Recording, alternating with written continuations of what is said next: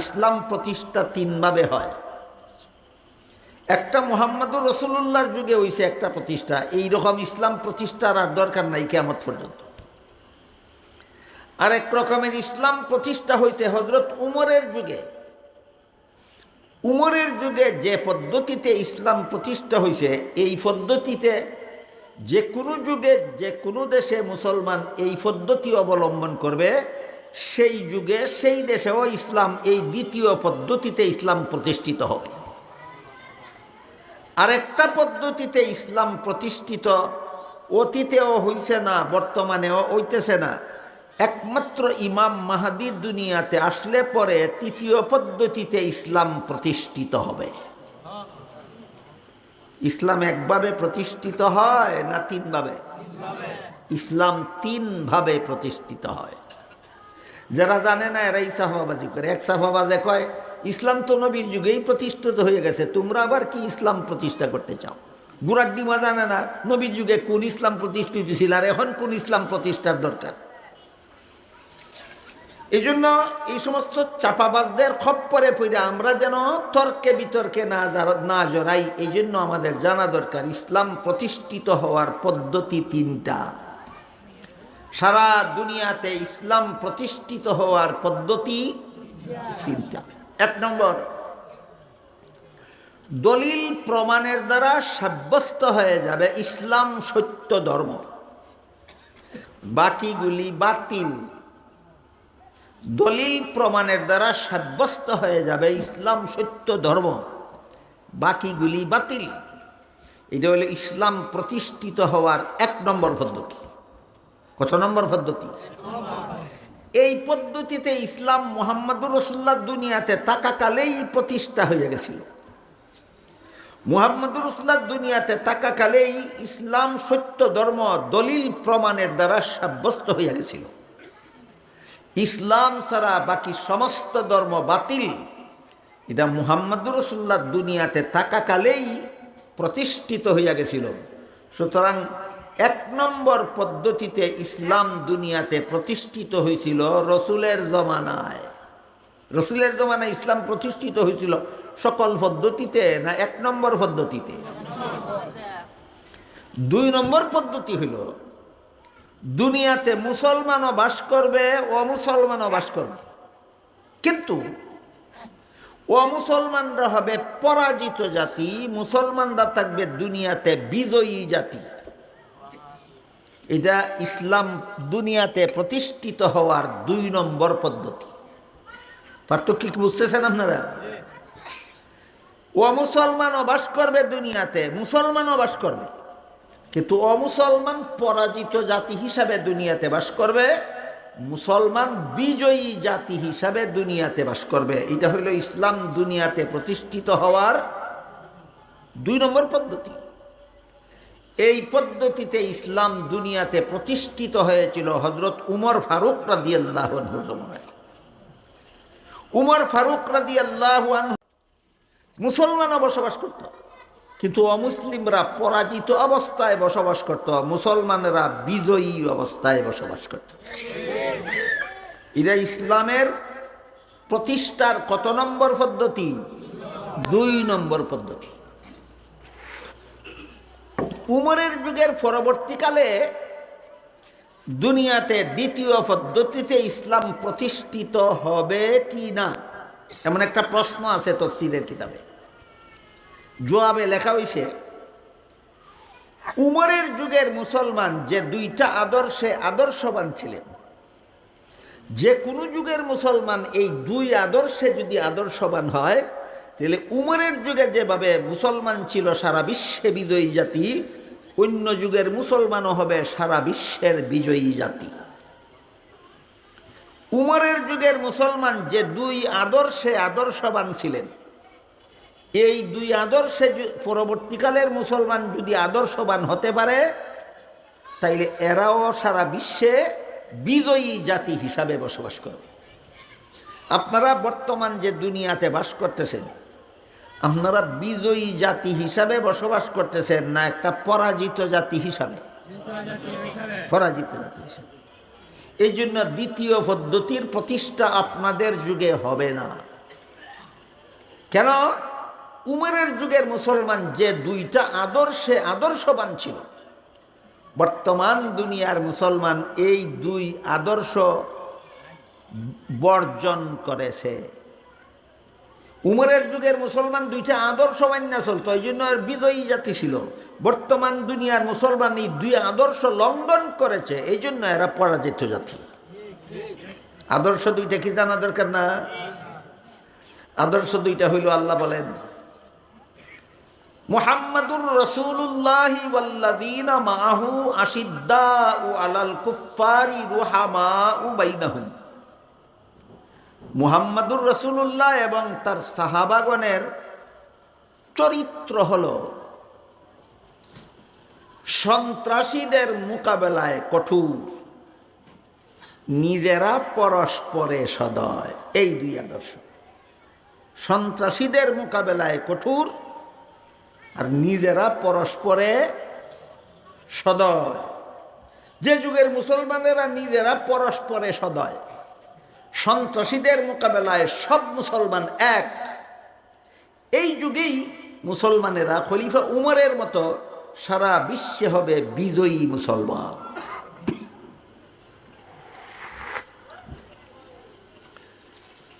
এই বিষয়টা বোঝার লাগে একটা ঘটনা শুনে। কুখ্যাত ইতিহাস, কুখ্যাত এক মুনাফিকের নাম আছিল ইবনে সাবা। ইবনে সাবা চক্রান্ত করিয়া হযরত মুআবিয়া রাদিয়াল্লাহু আনহু আর হযরত আলী রাদিয়াল্লাহু আনহু, তারা দুইজনের মধ্যে লড়াই লাগাইয়া দিছে। তারা দুজনই সরল ছিলেন, কিন্তু লড়াই লাগার মূলে চক্রান্তকারী ছিল ইবনে সাবা। চক্রান্তকারী ছিল ইবনে সাবা। হযরত আলীও রসুলের একজন সাহাবী, হযরত মুআবিয়াও রসুলের একজন সাহাবী। যখন ইবনে সাবা চক্রান্ত করে দুই সাহাবীর মধ্যে লড়াই লাগাইয়া দিছে, এই সংবাদ তখনকার বিশ্বের রোম দেশের খ্রিস্টান বাদশাহ জানতে পারল। জানতে পাইরা হযরত মুআবিয়ার কাছে চিঠি পাঠাইল যে আমি খবর পাইছি আলীর সাথে তোমার যুদ্ধ লাগছে, এখন তুমি যদি চাও তাহলে আমি অস্ত্র শস্ত্র দিয়া, সেনাবাহিনী দিয়া তোমারে সাহায্য করব, যেন তুমি আলীর বিরুদ্ধে বিজয়ী হতে পারো। কোন দেশের বাচ্চা? রোম দেশের, কুন্দর্মী খ্রিস্টান। হযরত মুআবিয়া রাদিয়াল্লাহু আনহু এই রোম দেশের খ্রিস্টান বাদশার চিঠির জবাবে লিখলেন, আলী একজন মুসলমান, আমিও একজন মুসলমান। উনার সাথে যদি আমার কোনো দ্বন্দ্ব লাগিয়েই থাকে, এটা আমাদের মুসলমানদের ঘরোয়া ব্যাপার। মুসলমানদের ঘরোয়া ব্যাপারে কোনো ইহুদি খ্রিস্টান লাল কুত্তার নাক গলাবার অধিকার নাই। তুই যদি আলীর বিরুদ্ধে সেনাবাহিনী পাঠাস, তাহলে আলীর মধ্যে আর আমার মধ্যে কোনো বিরোধ থাকবে না। আমি আলীর পক্ষ হইয়া তোর বিরুদ্ধে যুদ্ধ করব। বলেন তো, কোরআনে আল্লাহ যেই দুই চরিত্রের কথা বলেছিলেন, সন্ত্রাসীদের মোকাবেলায় কঠোর আর নিজেরা পরস্পরে সদয়, এই দুই গুণ মুআবিয়ার মধ্যে ছিল কিনা? এই দুই গুণে যে কোনো যুগের মুসলমান এই দুই গুণে গুণী হবে, সারা বিশ্বে বিজয়ী মুসলমান হিসেবে প্রতিষ্ঠিত হবে।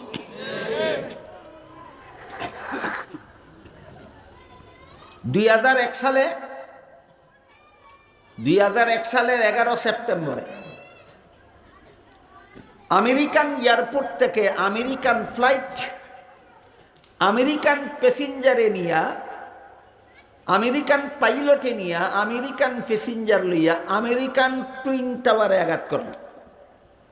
আমেরিকান এয়ারপোর্ট থেকে গেল আমেরিকান ফ্লাইট, পাইলট ছিল আমেরিকান, প্যাসেঞ্জার ছিল আমেরিকান, আঘাত করলো আমেরিকান টাওয়ারে। বলেন তো, এর সাথে আফগানিস্তানের কি সম্পর্ক? কোনো সম্পর্ক নেই। আফগানিস্তানে গায়ের জুড়ে, আমেরিকায় গায়ের জুড়ে এই অপকর্মের 16 আনা দায় দায়িত্ব আফগানি মুসলমানের ঘাড়ে চাপাইয়া দিল। আফগানি মুসলমানের ঘাড়ে চাপাইয়া দিল।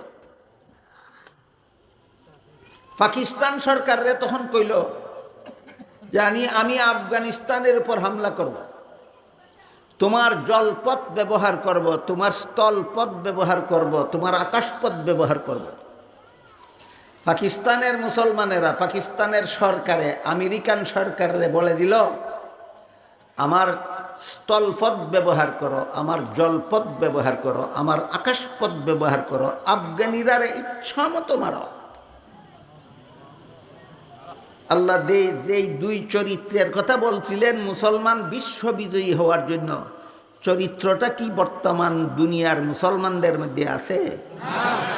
তোমরার কপাল বেদিন কাফিরের জুতা খাইতে খাইতে মরণ ছাড়া আর কিছু লেখা নাই। ওই সময়ের অবস্থা যাদের মনে আছে তারা বলেন, আফগানিস্তানের মুসলমানের উপর আমেরিকান লাল কুত্তার বাহিনী যখন ঝাঁপাইয়া পড়ছিল, তখন পাকিস্তান কার পক্ষে ছিল? স্বজাতির পক্ষে না বিজাতির পক্ষে? মজলুমের পক্ষে না জালিমের পক্ষে? বাংলাদেশ জালিমের পক্ষে, সৌদি আরব জালিমের পক্ষে, কুয়েত জালিমের পক্ষে, কাতার জালিমের পক্ষে, ইয়েমেন জালিমের পক্ষে। সারা দুনিয়ার সবগুলি মুসলমানের দেশ ছিল জালিমের পক্ষে, মজলুমের পক্ষে একটাও নয়।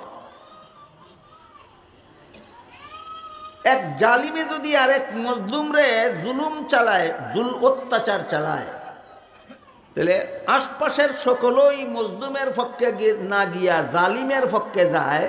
এটা মানুষের স্বভাব নয়, এটা কুত্তার স্বভাব। আপনারা বালিখালের বাজারও লক্ষ্য করবেন, একটা দুর্বল কুত্তা যদি একটা শক্তিশালী কুত্তার সামনে ফিরে যায়, তাহলে শক্তিশালী কুত্তাটা দুর্বল কুত্তাটারে সালামালকি দিয়া চলে যায় না ঝাঁপাইয়া পড়ে? কি দোষ? একটাই দোষ, তুমি দুর্বল, আর কোনো দোষ নেই। এই সময় আশেপাশের আরো যত কুত্তা এখানে আসে সকলটি কোন পক্ষে যায়? তাইলে মজলুমের পক্ষে না গিয়া হগলে দল বান্ধা জালিমের পক্ষ অবলম্বন করন। মানুষের খাচ্ছত না কুত্তার খাচ্ছত? বর্তমান দুনিয়ার সবগুলি মুসলমান সরকারের খাচ্ছত হইল কুত্তার খাচ্ছত।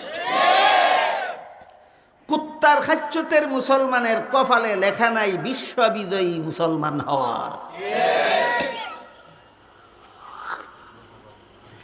আল্লাহ বলেন, হে মুমিন মুসলমানেরা, তোমরা ঈমান ঠিক রাখার পরে যদি আমল ভালো করো, একটা পুরস্কার দিব, দুনিয়ার শাসন ক্ষমতা তোমাদের হাতে উঠাইয়া দিব। আরেকটা পুরস্কার দিব, তোমাদের ইসলাম ধর্মকে সারা বিশ্বে প্রতিষ্ঠা করে দেব। ইসলাম সারা বিশ্বে প্রতিষ্ঠিত হওয়ার পদ্ধতি তিনটা। এক নম্বর, দলিল প্রমাণের দ্বারা ইসলামের সত্যতা সাব্যস্ত হইয়া যাওয়া। এই পদ্ধতিতে ইসলাম প্রতিষ্ঠিত হইয়া গেছিল মুহাম্মদুর রাসূলুল্লাহর যুগে। আরেকটা হইল মুসলমান বিজয়ী জাতি হিসাবে দুনিয়াতে বাস করা। এই পদ্ধতিতে ইসলাম প্রতিষ্ঠিত হয়েছিল হযরত উমর ফারুক রাদিয়াল্লাহু আনহুর যুগে। পরবর্তী যুগেও হইতে পারবে যদি সন্ত্রাসীদের মোকাবেলায় কঠোর আর নিজেরা পরস্পরে সদয় হতে পারে হযরত মুয়াবিয়ার মতো। ইসলাম সারা বিশ্বে প্রতিষ্ঠিত হওয়ার তৃতীয় পদ্ধতি হল, সারা দুনিয়াতে একটা বেঈমানও থাকবে না, সব শুধুমাত্র মুসলমান থাকবে। দুনিয়াতে একটা বেঈমান বসবাস করার জন্য 1 ইঞ্চি জায়গা পাবে না। সারা দুনিয়াতে বসবাস করবে শুধুমাত্র মুসলমান। এটা হলো ইসলাম সারা বিশ্বে প্রতিষ্ঠিত হওয়ার তৃতীয় পদ্ধতি। এই পদ্ধতিতে ইসলাম প্রতিষ্ঠিত হয়েছিল না হয়েছে? ওই ছিল না, হইতেছেও না। ওইব কবে? ইমাম মাহদি দুনিয়াতে আসলে পরে। বুঝা থাকলে বলেন তো, ইসলাম দুনিয়াতে প্রতিষ্ঠিত হওয়ার পদ্ধতি কটা? এক পদ্ধতিতে প্রতিষ্ঠিত হয়েছে রসুলের যুগে, এক পদ্ধতিতে প্রতিষ্ঠিত হয়েছে উমরের যুগে, আর এক পদ্ধতিতে প্রতিষ্ঠিত হবে ইমাম মাহাদির যুগে। গোয়ারে যদি জানেই না ইসলাম প্রতিষ্ঠিত হওয়ার পদ্ধতি, তো একটাই সাফাবাজি করবো রসুলের যুগে হয়ে গেছে গা, আবার কেন হবে? আর একটা কইব আবার হওয়া বাকি রয়েছে, শুধু রসুলের যুগে নয়। দুটোটা গোয়ার গণ্যমূর্খ, একটাই জানে না ইসলাম সারা দুনিয়াতে প্রতিষ্ঠিত হওয়ার পদ্ধতি কটা। এবার আপনারা বুঝে থাকতে বলুন তো, রসুলের যুগে ইসলাম প্রতিষ্ঠিত হয়েছিল কত নম্বর পদ্ধতিতে? উমরের যুগে সারা দুনিয়া ইসলাম প্রতিষ্ঠিত হয়েছিল কত নম্বর পদ্ধতিতে? তৃতীয় হযরত ইমাম মাহদির যুগে ইসলাম সারা দুনিয়ায় প্রতিষ্ঠিত হবে কত নম্বর পদ্ধতিতে? 3 নম্বর পদ্ধতিতে। এই গেল মুমিন মুসলমানেরা যদি আমল ভালো করে তাহলে তাদের দুনিয়ার 2 নম্বর পুরস্কার। 1 নম্বর পুরস্কার, সারা দুনিয়ার শাসন ক্ষমতা আল্লাহ তাদের হাতে দিবেন। 2 নম্বর পুরস্কার, ইসলামকে সারা বিশ্বে আল্লাহ প্রতিষ্ঠিত করে দেবেন। 3 নম্বর পুরস্কারে বিবরণ দিয়ে আল্লাহ বলেন, ওয়ালা ইউবাদদিলান্নাহুম মিন বাদি খাউফিহিম আমনা, সন্ত্রাসীদের হামলা থেকে আমি সারা দুনিয়ার মুসলমানদেরকে নিরাপদ করে দেব। সন্ত্রাসীদের হামলা থেকে আল্লাহ সারা দুনিয়ার মুসলমানদেরকে নিরাপদ করে দেবেন। কি করলে? ঈমান ঠিক করার পরে আমল ভালো করলে। ঈমান ঠিক করার পরে আমল ভালো করলে। এবার আপনারাই বলেন, বর্তমান দুনিয়ার কজন মুসলমানের ঈমান ঠিক আছে আর কজনের আমল ভালা? গুড়ার খবর নাই, আগা লইয়া টানাটানি। কজনের ঈমান ঠিক আছে হিসাব নিকাশ নাই, কজনের আমল বালা এটা তো চাইলেই দেখা যায় না। আমল বালা আর খারাপ চাইলে দেখা যায় না। কোরআনে আল্লাহ যে সমস্ত বিধিবিধান প্রয়োগ করেছেন, এই সমস্ত বিধিবিধানের বিরুদ্ধে যে কথা বলে তার ঈমানই ঠিক নাই, তার ঈমানই ঠিক নাই। কোরআনে আল্লাহ পাক রব্বুল আলামিন বলেছেন, মুসলমান মহিলারা বসবাসের ঘরে থাকো। আল্লাহ বলেন, ওয়াকারনা ফি বুয়ুতিকুন্না, এ মুসলমান মহিলারা যার যার ঘরে থাকো। সূরা আহজাবের 33 নম্বর আয়াতের শুরুতেই আল্লাহ বলেছেন, ওয়াকারনা ফি বুয়ুতিকুন্না, মুসলমান মহিলারা বসবাসের ঘরে থাকো। এখন যদি কোনো মুসলমান হওয়ার দাবিদারে কয় পুরুষ পথে ঘাটে হাটে মাঠে শহরে বন্দরে যেখানে সেখানে ঘোরাফেরা করতে পারে, মহিলারা বসবাসের ঘরে বসে থাকবে কেন? কয়নি কেউ। এরা আল্লাহর বিধানে বিশ্বাসী না প্রতিবাদী? তোর তো ঈমানই ঠিক নাই রে, তোর নামাজ রোজা আবার কোন কাজে লাগতো? এর তো ঈমানই ঠিক নাই। আগেই কইছি, আমল আগে ভালো করব না ঈমান আগে ঠিক করতে হবে? ঈমান ঠিক করার যত ব্যাখ্যা আছে সকল ব্যাখ্যার সারমর্ম হলো, আমার কোনো আকীদা বিশ্বাস যেন কোরআনের বিরুদ্ধে না যায়। আমার কোনো আকীদা বিশ্বাস যেন কোরআনের বিরুদ্ধে না যায়, তবেই আমার ঈমান আকীদা শুদ্ধ। আমি কি বুঝাইতে পারলাম আপনাদেরকে? মুসলমানের ঈমান আকীদা শুদ্ধ হয় কোন সময়? কোরআনের বিরুদ্ধে না গেলে। মুসলমানের ঈমান আকীদা শুদ্ধ হয় কোন সময়? কোরআনের বিরুদ্ধে না গেলে। একটা উদাহরণ দেই, শুনেন। আল্লাহ কোরআনের এক আয়াতে বলেন, লা ইয়ানালু আহদিজ জালিমিন, আমি গুনাহগারদেরকে নবী বানাই না। যাদেরকে নবী বানাই এরা কোনোদিন গুনাহ করে না। আপনি যদি বলেন আদম জান্নাতে নিষিদ্ধ গাছের ফল খাইয়া গুনাহ করছেন, কোরআনের পক্ষে গেল আপনার কথা না বিরুদ্ধে? আরে বেটা, ইসলামী শাসন প্রতিষ্ঠা করবে পরে ঈমানটা ঠিক কর গিয়ে আগে। হে যদি কয় আমি ইসলামী শাসন প্রতিষ্ঠা করতে চাই, গদি দখল করতে চাই, তোর ঈমানই ঠিক নাই রে, তুই গদি গিয়া কিতা করবে? এ কলা গাছ বাউ রুইছে না উল্টাইছে? কলা গাছ রুইত, কলা গাছ উল্টে রুইলে কোনোদিন সরি ধরবে না। তাহলে আমরা নবীগণকে গুনাহগার মনে করব আর ইসলামী শাসন প্রতিষ্ঠার আন্দোলন করব, নাকি ইসলামী শাসন আগে না ঈমান শুদ্ধ করণ আগে? ঈমান আকীদা শুদ্ধ করো, এরপরে নামাজ রোজা, তারপরে ইসলামী শাসন। তো ঈমান আকীদা শুদ্ধ না অশুদ্ধ এটা যাচাই করার মাপকাঠি হলো কোরআন। আমার ঈমান আকীদা যদি কোরআন বিরোধী হয় তাহলে আমার ঈমান ভুল, এটা ভুল ঈমান, শুদ্ধ ঈমান নয়। আমার আকীদা বিশ্বাস যদি কোরআন মতে হয় তাহলে আমার ঈমান আমার শুদ্ধ। কোরআন মতে হইলে ঈমান আমার শুদ্ধ। কোরআন কি বলছেন? মহিলারা পথে ঘাটে হাটে মাঠে যেখানে মনে চায় ঘোরাফেরা করতো না, বসবাসে ঘরে থাকতো। যে কয় কেন মহিলারা করতে বেরিলে অসুবিধা কি, এরা কোরআনের পক্ষে কথা বলে না বিরুদ্ধে? তোর ঈমান ঠিক নাই, যুক্তি পরে বুঝবে, আগে ঈমান ঠিক করে আয়। এই হইল আল্লাহ বলেন মুমিন মুসলমানেরা তোমরা যদি আমল ভালো করো তাহলে দুনিয়াতেই তোমাদেরকে 3টা পুরস্কার দিব। 1 নম্বর, সারা দুনিয়ার শাসন ক্ষমতা তোমাদের হাতে দেব। 2 নম্বর, ইসলাম ধর্মকে সারা দুনিয়ায় প্রতিষ্ঠা করে দেব। 3 নম্বর, সন্ত্রাসীদের হামলার থেকে তোমাদেরকে নিরাপদ করে দেব। এখন বলেন আপনারা, সারা দুনিয়ার শাসন ক্ষমতা মুসলমানদের হাতে আছে না দুশমনদের হাতে? ইসলাম সারা দুনিয়ায় প্রতিষ্ঠিত না চরমভাবে অবহেলিত? দুনিয়ার মুসলমানেরা সন্ত্রাসীদের হামলার থেকে নিরাপদে না আক্রান্ত? তাহলে আমাদের 3 পুরস্কার গেল কোথায়? আল্লাহ বলছিলেন না 3 পুরস্কার এমনিই দেব। আল্লাহ বলছিলেন 3 পুরস্কার একটা শর্তে দিব, যদি আমল ভালো করো। আমল যদি ভালো করো। বর্তমান দুনিয়ার মুসলমানের আমল বালা না খারাপ?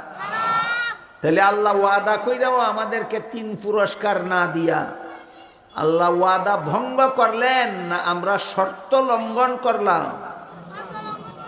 নিজের দোষ দেখে না, খালি আল্লাহর দোষ দেখে। কয় আল্লাহ কইল কি তা আর করলো কি তা? আল্লাহ তো কইছেই তুই আমল ভালো কর, আমি দিব পুরস্কার। তুই আমল ভালো করছস না, আল্লাহ দিছে। আমল খারাপ খারাপ আমলওয়ালা মুসলমানদের এই সমস্ত পুরস্কার দেওয়ার কথা না। গেল মুমিন মুসলমান যদি নেক আমলওয়ালা হয় তাহলে দুনিয়ার জীবনে তাদের কত পুরস্কারের ঘোষণা আছে? 3 পুরস্কারের। মরণকালে একটা মহা পুরস্কারের ঘোষণা আছে। মুমিন মুসলমান যদি আমল ভালো করে তাহলে আল্লাহ মরণকালে একটা মহা পুরস্কারের ঘোষণা দিছেন। সেটা হইল আল্লাহ বলেন, ইন্নাল্লাযীনা ক্বালু রাব্বুনাল্লাহু সুম্মা ইসতাকামু তাতানাজ্জালু আলাইহিমুল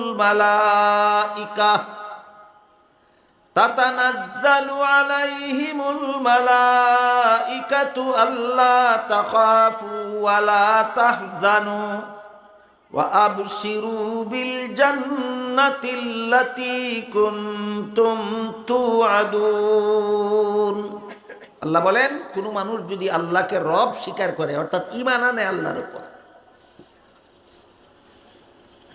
সুম্মা ইসতাকামু, এরপরে নেক আমলের উপর অটল থাকে মরণ পর্যন্ত। আল্লাহর উপরে ঈমান আনার পরে নেক আমলে যদি অটল থাকে কতদিন? মরণ পর্যন্ত। এই সমস্ত নেক আমলওয়ালা মুমিন মুসলমানদেরকে আমি আল্লাহ মরণকালে একটা মহাপুরস্কার দেব। মরণকালের মহাপুরস্কার কোনটা আর মরণকালের চরম বিফলতা কোনটা, এটা বোঝার জন্য মনে রাখতে হবে, শয়তান একটা মানুষকে বেঈমান বানাবার জন্য সারা জীবন যত চেষ্টা করে তার চেয়ে বেশি চেষ্টা করে মরণের সময়। বুঝে থাকতে বলেন, একজন মুসলমানকে বেঈমান বানাবার জন্য সারা জীবন যত চেষ্টা করে মরণের সময় এর চেয়ে বেশি করে। শয়তানের চেষ্টার থেকে কোনো মানুষ আল্লাহর সাহায্য ছাড়া ঈমান নিয়ে মরতে পারবে না। শয়তানের চক্রান্ত থেকে কোনো ঈমানদার আল্লাহর সাহায্য ছাড়া ঈমান নিয়ে মরতে পারবে না। আল্লাহ বলেন, হে মুমিন মুসলমানেরা, তোমরা যদি মরণ পর্যন্ত আমলটা ঠিক রাখো, শয়তান মরণকালে তোমাদেরকে যতই চেষ্টা করুক বেঈমান বানাবার জন্য, আমি আল্লাহ রহমতের ফিরিস্তা পাঠাইয়া তোমাদেরকে ঈমানের সাথে মরণের ব্যবস্থা করে দেব। এর চেয়ে বড় পুরস্কার আর কি হতে পারে? মরণকালে মহাপুরস্কার। কারণ মরণকালে যেই ব্যক্তি ঈমান নিয়ে মরতে পারবে চিরকালের জন্য জান্নাতে যাবে। মরণকালে যেই ব্যক্তি বেঈমান অবস্থায় মরবে চিরকালের জন্য জাহান্নামে যাবে। চিরস্থায়ী জাহান্নাম থেকে বাঁচার জন্য আর চিরস্থায়ী জান্নাত পাওয়ার জন্য ঈমান নিয়ে মরা শর্ত। ঈমান নিয়ে মরণ শর্ত। বুঝে থাকলে বলেন তো, ঈমান নিয়ে মরণের চেয়ে বড় পুরস্কার আর কিছু হতে পারে? এই জন্য আল্লাহ বলেন, এই পুরস্কারটা তোমরা দিব আমি মরণকালে, যদি নেক আমলে অটল থাকো মরণ পর্যন্ত। এই গেল মরণকালীন পুরস্কার। ঈমানওয়ালাদের নেক আমলের মরণকালে আল্লাহ এই পুরস্কার দিবেন। কবর জগতে আল্লাহ নেক আমলওয়ালাদের, ঈমানদার নেক আমলওয়ালাদের যত পুরস্কার দিবেন, অনেক পুরস্কার, আমি কয়েক ঘন্টায় কইয়া শেষ করতে চান না। এর মধ্যে একটা পুরস্কারের কথা বলি। হাদিস শরীফে রাসূল করিম সাল্লাল্লাহু আলাইহি ওয়াসাল্লাম বলেন, কবর জগৎ, আমরা তো 3.5 হাত একটা গর্ত রে কবর কই, আসলে কবর একটা জগতের নাম। এটা কেমন আগে একটু বুঝালেন, তাইলে নাইলে কবরের অবস্থা বুঝতে কঠিন হবে আপনাদের। ধরেন 10 হাত বাই 10 হাত একটা কামরা, একটা রুম। এই কামরার ভিতরে একটা পালং আছে, খাট আছে। এই খাটের মধ্যে ঘুমাইয়া আছে একজন মানুষ। ঘুমন্ত অবস্থায় মানুষটাই স্বপ্নে দেখে সে সৌদি আরব গেছে, মক্কা শরীফ গেছে, আল্লাহর ঘরের তোয়াব জিয়ারত কইরা জমজম কুয়ার পানি খাইতেছে। দেখেনি এরকম? আসলে হ্যাঁ আছে মক্কা শরীফ, তার 10 হাত কামরার ভিতরে, কিন্তু সে 10 হাত কামরা দেখে না মক্কা শরীফ দেখে? মক্কা শরীফ দেখে। আরেকটা মানুষ এই রকম 10 হাত কামরার ভিতরে ঘুমাইছে, ঘুমাইয়া দেখে আফ্রিকার জঙ্গল গেছে হরিণ শিকার করতে।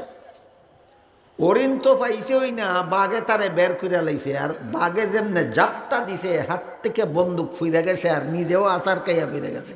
কারণ বাঘে কামড় দেওয়া দর্ত অবস্থা, সমস্ত শরীর গামিয়া গেছে, আর বাঘের ভয়ে চিৎকার দিয়া গুম মারিয়া গেছে। দেখেনি স্বপ্নে? বলেন সে কি 10 হাত কামরা দেখে না আফ্রিকার জঙ্গল দেখে? সে কি কাবা শরীফ দেখে না বাঘের হামলা দেখে?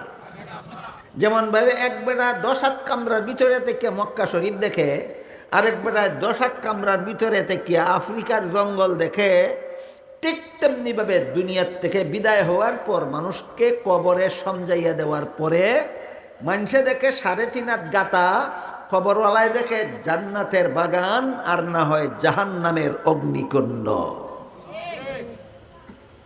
এটার নাম হইল কবর জগৎ। এখন বলেন 3.5 হাত গাতার নাম কবর জগৎ, না কবরে ঢুকলে পরে সে যা দেখে ওইটার নাম কবর জগৎ? ওইটার নাম হইল কবর জগৎ। হাদিস শরীফে রাসূল করিম সাল্লাল্লাহু আলাইহি ওয়াসাল্লাম বলেন, যেই ব্যক্তি ঈমান ঠিক রাখছিল আর নেক আমল করতে করতে মরছে, তার কবর জগতে প্রতিদিন সকালে একবার বিকালে একবার, সকালে একবার বিকালে একবার তার জান্নাতের ঠিকানাটা আল্লাহর পক্ষ থেকে তারে দেখানি হয়। রাসূল বলেন, কবরে শুইয়া শুইয়া তো জান্নাতের সুখ শান্তি বুক করতেই থাকবে সারা দিন সারা রাত। এই জান্নাতের সুখ শান্তি বুক কইরা লোকটায় যত আনন্দ পায়, সকালে একবার জান্নাতের ঠিকানাটা দেখিয়া বিকালে আরেকবার তার জান্নাতের ঠিকানাটা দেখিয়া সারাদিন সারা রাত যে সুখ শান্তি পাইছিল, জান্নাতের ঠিকানাটা দেখিয়া এর থেকে বেশি শান্তি পায়। এটা হলো ঈমানদার যদি নেক আমল অবস্থায় মরে, তাইলে তার কবর জগতের পুরস্কার।